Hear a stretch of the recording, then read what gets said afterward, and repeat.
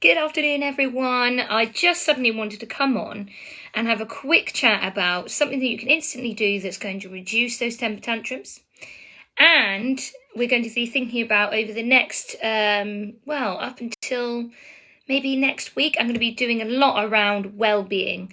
This is the first stage in kind of getting yourself set up for those more complicated play type games and attachment play and bonding with your child and solving some of those bigger, wider issues you might be having with behaviour.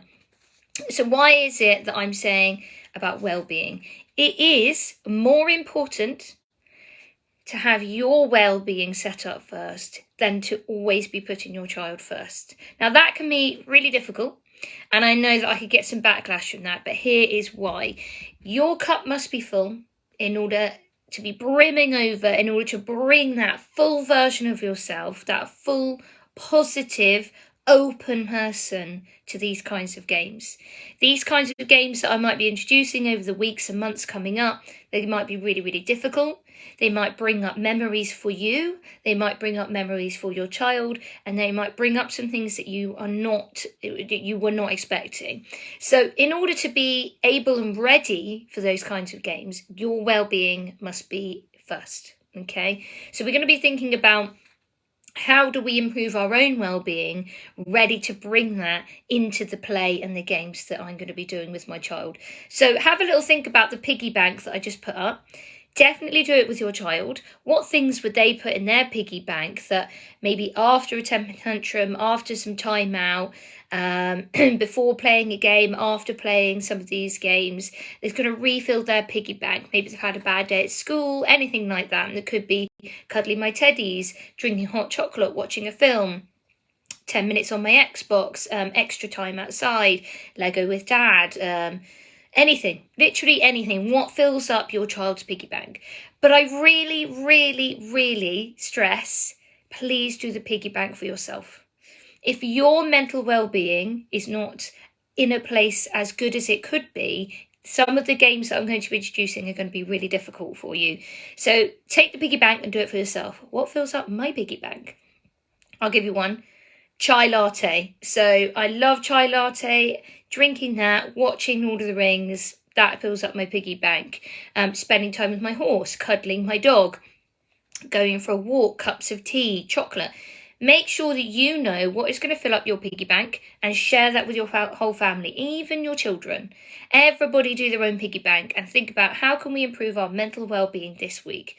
The nights are getting longer, the days are getting colder, we're drawing into winter. So have a think about how is your mental well-being right now? How could it be a little bit better? What can I do to improve that? Now, the reason it's going to help with temper tantrums, I hear you cry, is because when your child, for example, and we could call it a temper tantrum, a meltdown, a moment, whatever label you want to call it, you need to have the ability to remain calm and feel confident at dealing with that and feel good enough about yourself to go, I can handle this, I can do that, and I'm going to take a moment. If your mental well-being perhaps isn't so good, it can be a lot harder to deal with it.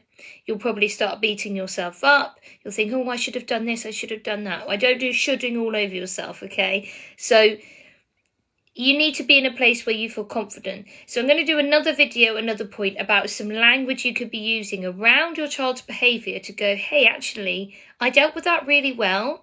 I did this well. This went really well for me. And sometimes you have to pick out the tiniest thing. It could be how you rephrased a sentence.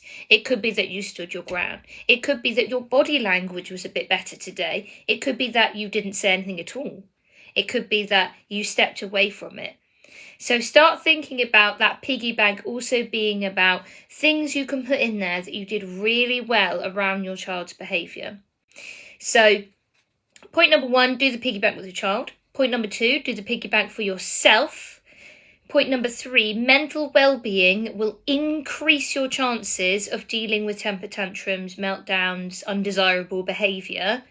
And point number 4, good mental well-being means that you're able to pick out things that went really, really well when you're dealing with behaviour. And point 5, if your mental well-being is in a good enough state, these attachment play games that I'm going to be introducing to you will become a lot easier and you'll have a lot more fun doing them. So we're really trying to lead up to that point, number 5, where you're ready and set up to do some of these more difficult games.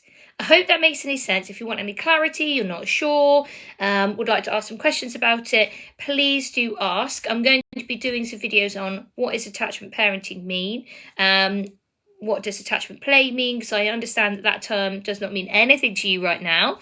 So we're just building up towards that. So let me know if you do something this weekend, that you put something into your piggy bank, and put something in the comments box. You can do it I can never say that word, anonymously.